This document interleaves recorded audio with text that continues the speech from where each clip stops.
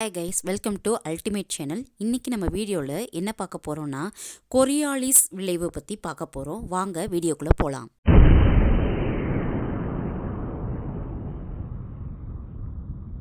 Coriolis விளைவு அப்படின்னா என்னன்னா, இளம்புரி புயலையும் வலம்புரி புயலினுடைய சுழற்சியை தான் கொரியாலிஸ் விளைவு அப்படின்னு சொல்கிறாங்க.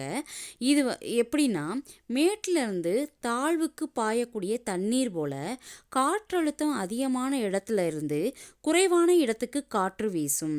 இப்படி வீசக்கூடிய காற்றினுடைய போக்கை புவி தனது அச்சில் மேற்கிலிருந்து கிழக்காக சுழல் வகையில் மாற்றும்.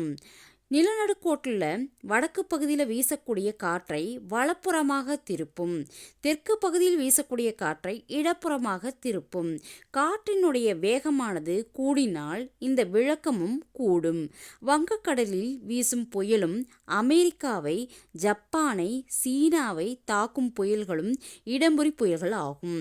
ஆஸ்திரேலியாவின் கிழக்கு கரை ஹவாய் தீவுகளை தாக்கும் புயல்கள் வலம்புரி புயல்கள் என்று அழைக்கப்படுகிறது. இதை பிரெஞ்சு நாட்டைச் சேர்ந்த கணித வல்லுநரான காஸ்பார்ட் குஸ்டாவ் கொரியாலிஸ் இந்த விளைவை 1835 கண்டுபிடித்தார். புயலினுடைய இந்த இருவகையான சுழற்சிக்குத்தான் கொரியாலிஸ் விளைவு என்று கூறுகிறார்கள். இந்த வீடியோ உங்களுக்கு பிடிச்சிருந்துச்சுன்னா லைக் பண்ணுங்கள், ஷேர் பண்ணுங்கள், சப்ஸ்கிரைப் பண்ணுங்கள். தேங்க்யூ.